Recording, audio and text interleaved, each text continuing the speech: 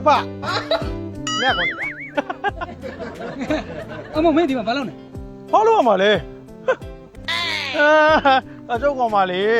ခမရတာလေကြီးကြီးကျယ်ကျယ်တွေပြောပြီးတော့ခမရညီမနဲ့သဘောမတူတာလေ Oh no ခမရညီမတဲ့ဆယ်စားတာတဲ့ချစ်သူကောင်မလေးကိုရတာကဒီပဲအနေတော့ကိုလေရှိုးလာတော့ အေးပါကွာမင်းပြောလေခံရမှာပဲဟဲ့အောင်ဟိမနေ့ကပဲငါညီမငါနဲ့ရန်ဖြစ်ပြီးတော့အိမ်ဘောကဆင်းသွားတာအဲ့ဒါမင်းစီုံရောက်လာလားလို့လိုက်လာတာ အာမလာပါဘူးဘာလို့လဲလာမှာလဲဗျဒါနဲ့ခမရညီမပဲသွား သူစိတ်ဆိုးငါ့ကိုစိတ်ဆိုးပြီးတော့ကွာဟဲ့အောင်မန္တလေးမှာတဲ့အကောင်မလေးတွေကိုမြူဆွေးပြီးတော့တိုးစေးတိုးပြီးတော့မူစေဘက်ကိုရောင်းစားနေတဲ့ဘေးဆိုသွားမလို့တဲ့အဲ့ဒါမင်းစီရောက်လာလားလို့လာချတာပေါ့ ဟာဟုတ်ကဲ့ခမရဘလို့ဆိုငါ့ပြောနေတယ်ခမရညီမနဲ့ကျုံနေရဇလန်ပြီးသွားခမရဒရမာကြီးလာမခင်းနဲ့ဘာမှပတ်သက်မှုတွေမရှိတော့ဘူး မင်းစီမလာဘူးမလား မလာဘူး ဟေးမလာဘူးဆိုရင်ပြီးပြီလာလို့အဲ့လိုမှားသွားလို့မလာဘူးဆိုရင်ပြီးတော့ကွာသူရှားလောက်နေကွာ ဘာကလေးလာမှာလဲဗျဟာဒီတော့ငါစားပဲ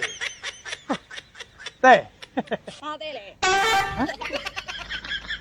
ကွတဲ့ဟုတ်တဲ့လို့ခေါ်တာလေ ဘာတဲ့လဲခုမှရှင်းရလေအမျိုးကောင်းသမီးတွေကိုလိုက်ပြီးတော့ဖြက်စီးနေတဲ့လူယုံပါလေ မဟုတ်ပါဘူး ရှ တဲ့ င်းကြောင်စောစောစီးစီးတိလိုက်ရတာကျွန်မကန်တော့မသိတာ မဟုတ်တယ်ရတယ်ကွာကိုရှိတယ်ပဲတဲ့ဗျာဒီ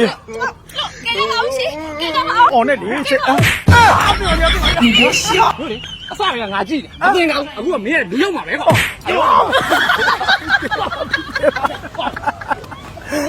ဟဲ့ငါကောင်မလေးတွေကွာကွာ ဘာငါကမှမင်းကလူရောက်မှာ 好极啦，